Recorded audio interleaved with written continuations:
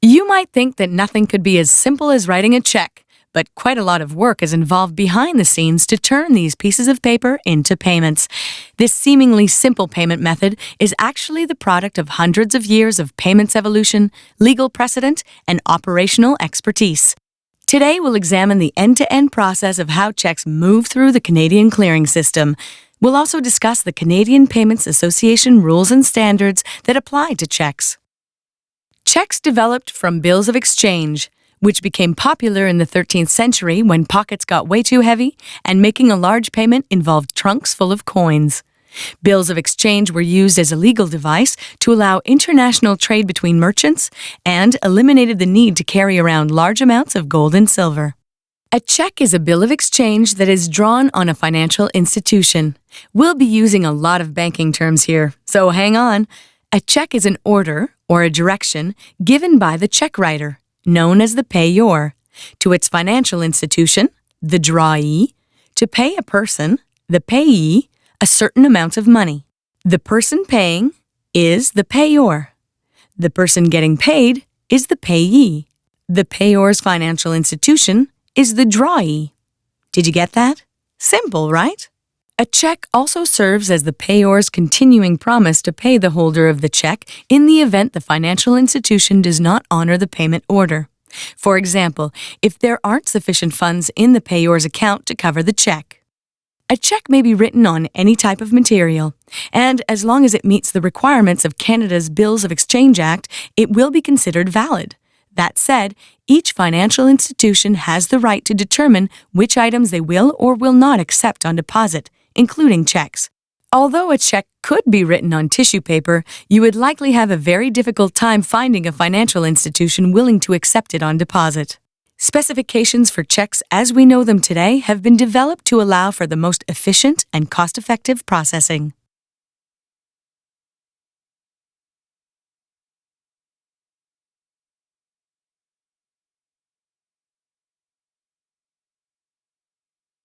Back in 1985, checks and other paper transactions accounted for 97% of the volume of payments cleared via the CPA's retail system. Today, they represent just 14%, and electronic transactions account for 86% of the CPA's retail clearing volume.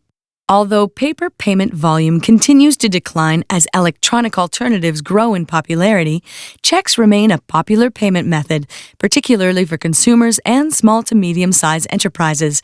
Nearly 900 million checks are cleared every year in Canada.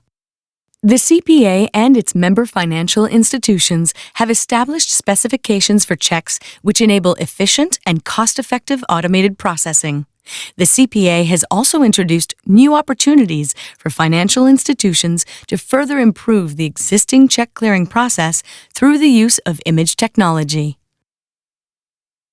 Let's take a look at the many steps involved in clearing a check. As you will see, those little pieces of paper can rack up a lot of air miles. Checks are written or issued by the payor in a payment transaction. When a check is received and deposited by the payee's financial institution will update the payee's account records to show a deposit in the amount indicated on the check. Unlike the practice in most other countries, in Canada, depositors typically receive same-day provisional credit for the checks they deposit. Depending on the policies of that financial institution, the payee may be able to access the funds right then, or the funds may not be made available. The funds are placed on hold until the payee's financial institution is assured that the item will not be refused for reasons such as stop payment or counterfeit item.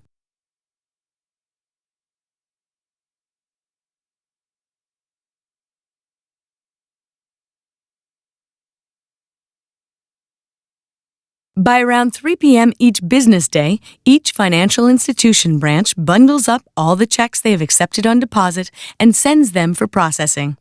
Some financial institutions have maintained their check processing operations internally, while others have outsourced to third-party service providers to streamline their processing operations.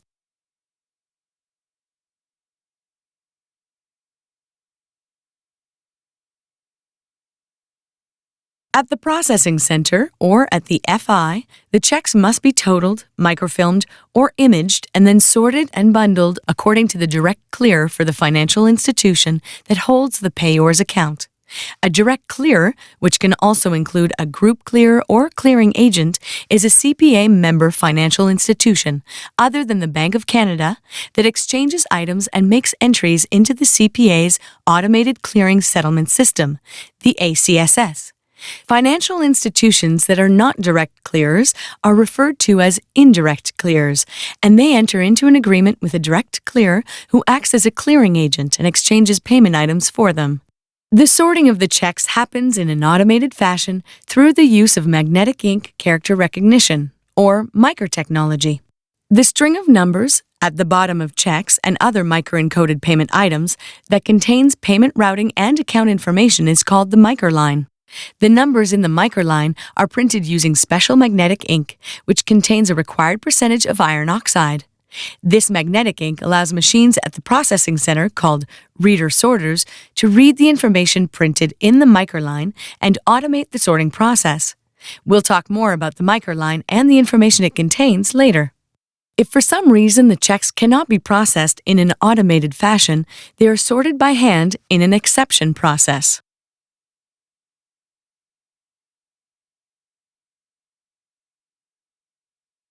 Once the checks have been sorted according to direct clear, the checks are then exchanged between direct clears.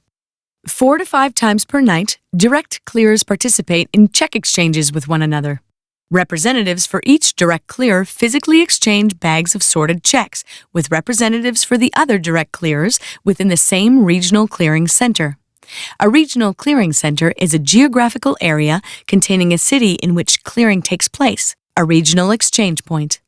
There are 6 regional exchange points located across Canada: Halifax, Montreal, Toronto, Winnipeg, Calgary, and Vancouver. Direct clearers establish a Regional Clearing Association, or RCA, for each regional exchange point to manage the exchange of payment items. For more information on clearing at regional exchange points, you can consult CPA's B rules available on our website. The RCA determines whether the exchange at that regional exchange point will be centralized or round-robin.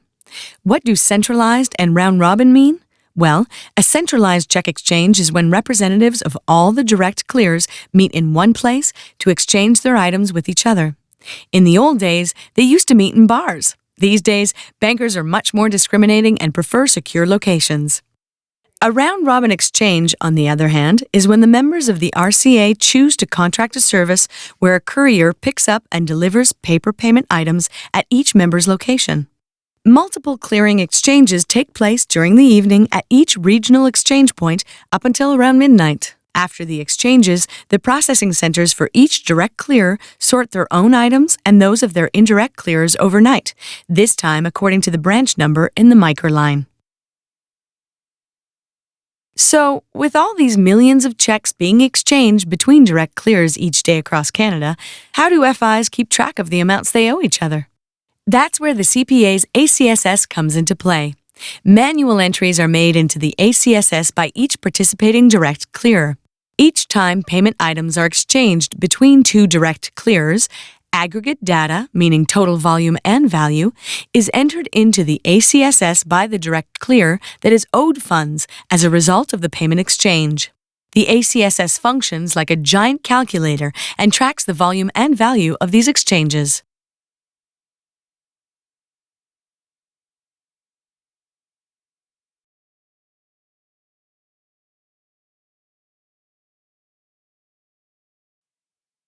So we know that aggregate volume and value data is entered into ACSS streams by each direct clearer that is owed funds as a result of payment exchanges.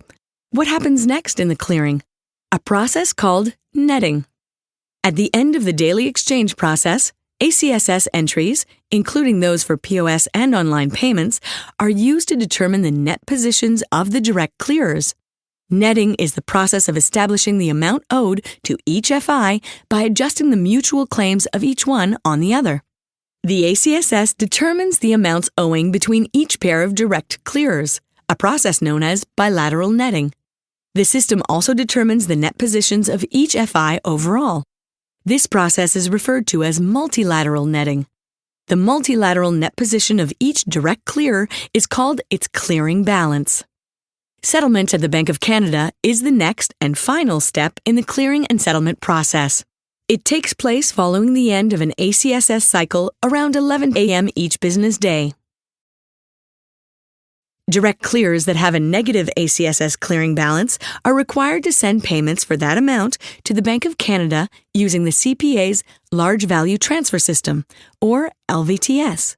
When the Bank of Canada receives a settlement payment from a direct clearer, it updates that direct clearer's ACSS settlement account records to reflect the payment. Direct clearers with a positive ACSS clearing balance can choose to maintain a positive balance in their ACSS settlement account or reduce the balance by receiving an offsetting LVTS payment from the Bank of Canada. Settlement on the books of the Bank of Canada is final or irrevocable in payment speak. In turn, indirect clearers settle with their respective clearing agents through accounts they maintain with them. For more detailed information on the CPA's role in clearing and settlement, check out our Intro to the CPA session.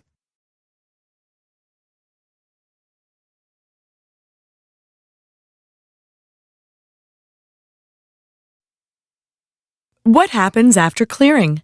In accordance with the Bills of Exchange Act, checks must be presented for payment. Presentment is when the drawee receives an item drawn on an account it holds and decides whether it will honor the item. The morning after the evening exchange, checks are shipped or listings are sent ahead of the checks to the branches on which they are drawn. If these branches are not located in the same geographic region, the checks are shipped to other data centers across Canada by air and ground courier. Many financial institutions have set up a form of centralized processing, which enables them to make the pay or no pay decision at the data center rather than at the branch of account. Within Canada, this process generally takes from 1 to 3 business days. Regardless of how far the checks travel, most items are received by drawee branches no later than 2 days after they are deposited. If a check cannot be honored, for example, due to non-sufficient funds in the account, a stop payment order, or a forged signature, the check will be returned to the branch that accepted it, and the branch will be provided with a reason why the payment cannot be made. The return journey retraces the check's forward presentment travels and, likewise, takes around the same amount of time to reach the point of return at the payee's branch. In other words, the payee's branch may only learn that a check has been dishonored when it has been physically returned. We'll talk more about return timeframes a little later.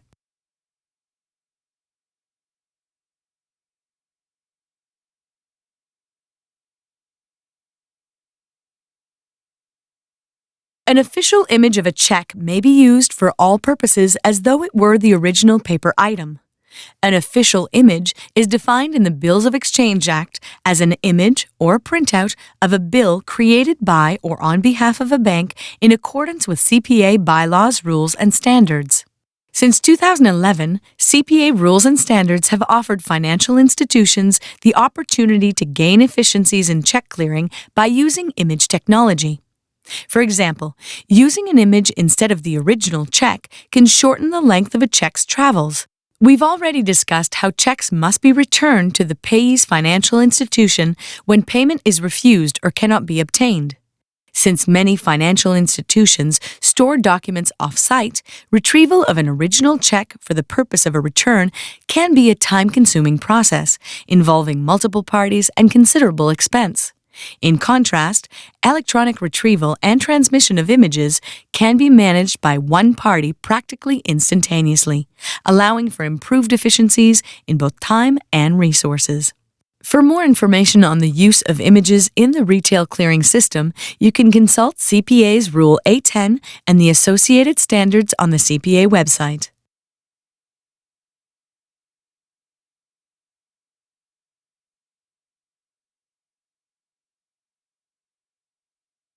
Given the increased use of image-based services offered by financial institutions and the optional use of images in the clearing system, it's important to ensure that clear images can be captured from original checks and other paper items.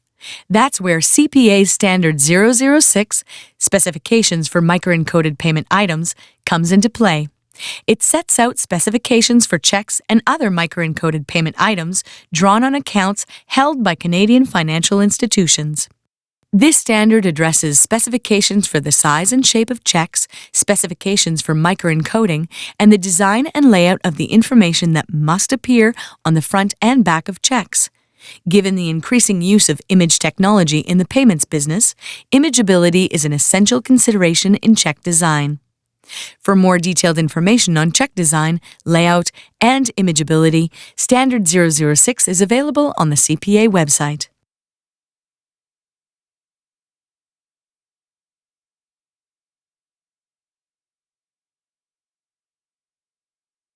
Check printers and organizations that print their own checks can verify that their checks meet the requirements of Standard 006 by submitting them to the Quality Assurance Department of their own financial institution. Since each financial institution may have their own proprietary requirements for checks in addition to those contained in Standard 006.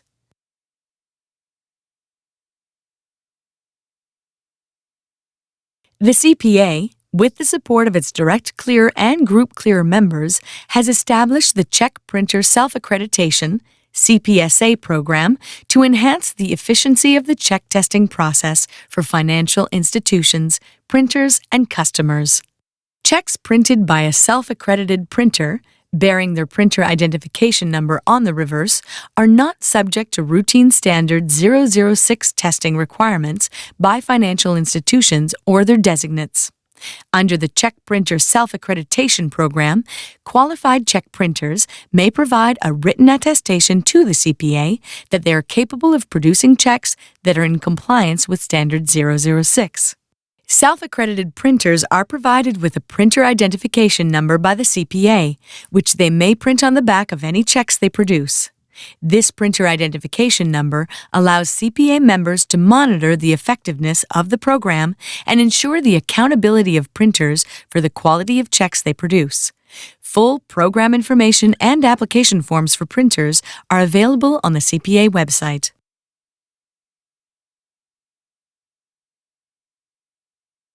CPA's Rule A3 addresses check endorsements. So what is endorsement exactly? Clearing endorsements are the stamps and other marks that are applied to the back of payment items by financial institutions during each step of the item's clearing journey. Payee endorsements refer to the practice of endorsing a check by signing the back of the item for the purpose of negotiation, specifically to show that a payee has transferred his or her interest in the check to another party. The requirements for endorsement are outlined in Section 61 of the Bills of Exchange Act. The CPA rules have a few provisions dealing generally with payee endorsements and necessary endorsements. In particular, CPA Rule A3 provides that a payee's endorsement is not necessary when a check is deposited into the payee's account by the named and intended payee. For example, let's say that a check is payable to a couple who share a bank account, Bob and Louise. If they decide to deposit this check to their joint account, neither of their endorsements would be required since they are the named and intended payees on the check and they are joint holders of the account. However, if Bob and Louise were just friends and didn't share a bank account, the scenario would be different. In order for Bob to deposit the check to his own account, Louise's endorsement would be necessary on the check to show that Bob alone is entitled to the proceeds of the check by reason of Louise having negotiated her interest in the item to him.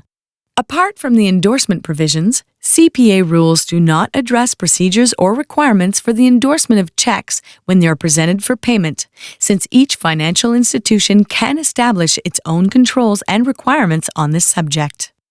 Earlier, we discussed how, if a check cannot be honored by the payor's financial institution due to non-sufficient funds, for example, the check will be returned through the clearing to the branch that initially accepted it. This process is also subject to CPA rules. CPA Rule A4, Returned and Redirected Items, outlines the procedures, timeframes, and responsibilities that apply to returns. Whenever a check image is used for the purpose of return, Rule A10 also applies. Rule A4 specifies that in most circumstances, once a check has been received by the drawee, it has 1 business day to decide whether the check will be honored or dishonored. If the check is dishonored, the financial institution must initiate its return through the clearing within the next business day timeframe. What's important to recognize here is that the CPA rules apply to the time the financial institution has to initiate the return, not to the amount of time it takes for the check to be physically returned to the financial institution that accepted the item on deposit. The return journey to the branch that initially accepted it may take a number of days, depending on weather and unpredictable airline schedules. There are some exceptions to the next business day rule. For example, in case of a forged endorsement on the back of the check, the payor's financial institution has 6 years from the date of receipt to initiate the check's return through the clearing. The payor's financial institution may not have a direct relationship with the person who endorsed the check, so it's difficult to verify that the endorsing signature is valid. Consequently, considerable time may be required to uncover a forgery. In the case of material alteration, financial institutions have 90 days to initiate the return of the check. Material alteration means one or more of the elements on the check has been changed, such as the date or the amount, for example, after the check has been issued, but before it is deposited. The return timeframe for a check that was cleared in the wrong currency or where an error was made in the amount encoded on the check is also 90 days. Checks returned for the reason post-dated can be returned up to and including the day prior to the date on the item. We should also mention stale-dated items here. You know what we mean, those checks from Aunt Edna that the kids put in a safe place 5 years ago? Rule A4 considers a check as stale-dated after 6 months, unless it has been certified. Although the check may be returned through the clearing for that reason, there is no obligation to do so, and the payor's financial institution may still accept it as a valid payment item. An institution accepting a check bearing a date passed more than 6 months earlier may choose to contact the payer's FI to confirm whether the check will still be accepted. When an item is returned for the reason stale-dated, the return must be initiated within the next business day timeframe, as discussed in Rule A4, Section 5. It's important to note that the item may not be returned for this reason if the item is a bank draft, money order, or certified item. Federal government items, which we'll discuss further in a moment, do not stale-date. Checks issued by provincial governments may be considered stale after 6 months. Once the next business day timeframe for the return of a stale-dated item has passed, the item can no longer be returned through the clearing, and any further action would need to take place outside of the clearing. A certified check will have the words accepted or certified, or other words to that effect, written or stamped on it by the check writer's financial institution, which has set aside the funds to cover the check in its own internal account. Under the clearing rules, a certified check may be returned for only 3 reasons. The check bears a forged endorsement on the back of the check, the intended payee was not paid, or the check has been altered in a material way subsequent to its certification, such as a change to the name of the payee or the amount.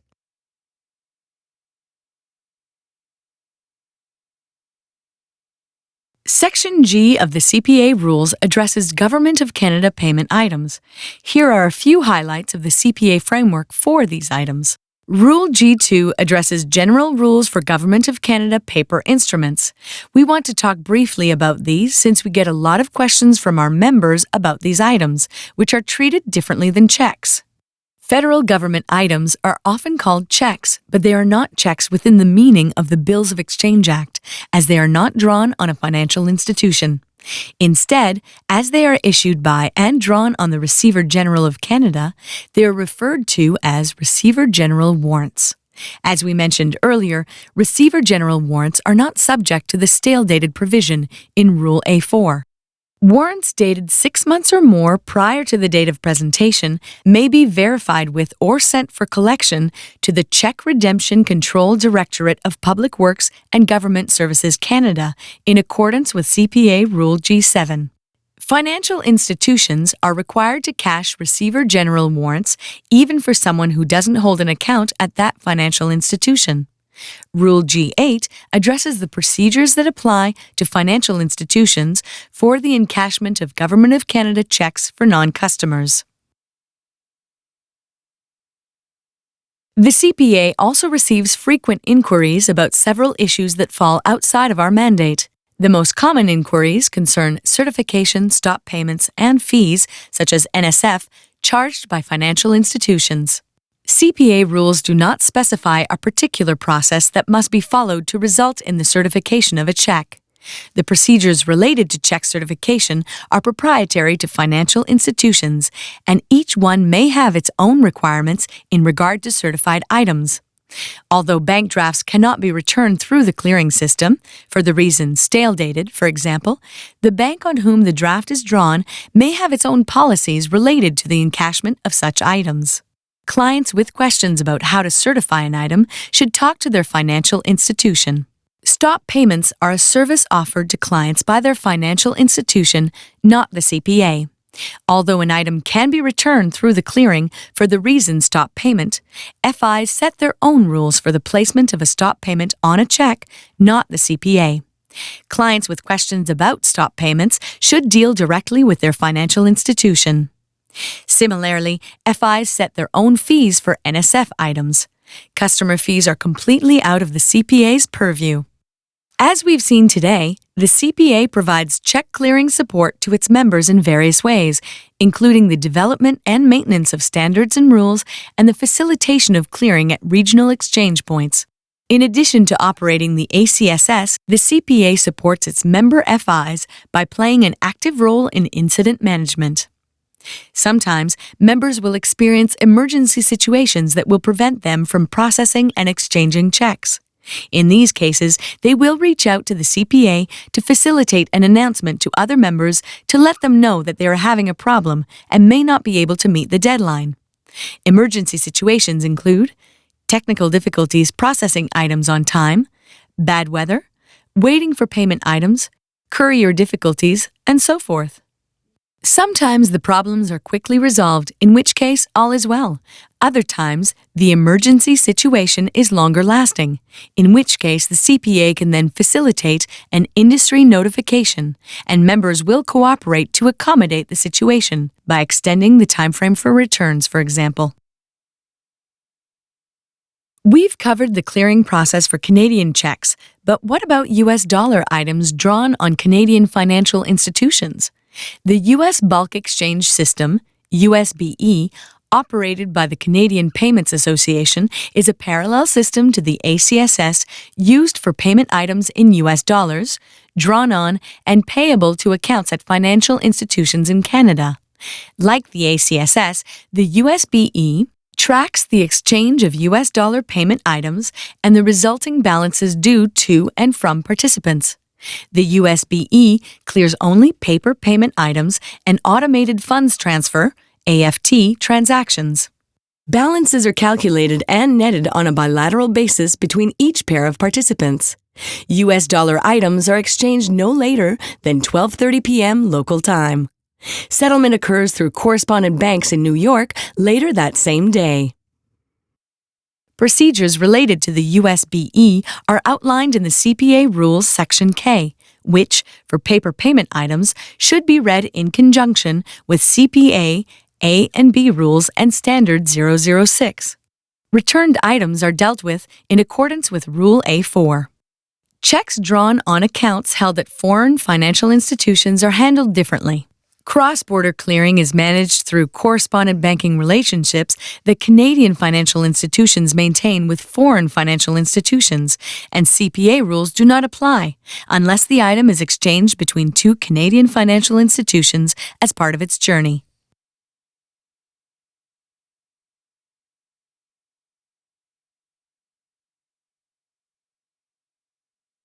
As we mentioned at the start, although paper payment volume continues to decline as electronic alternatives grow in popularity, checks remain a popular payment method, particularly for consumers and small to medium-sized enterprises.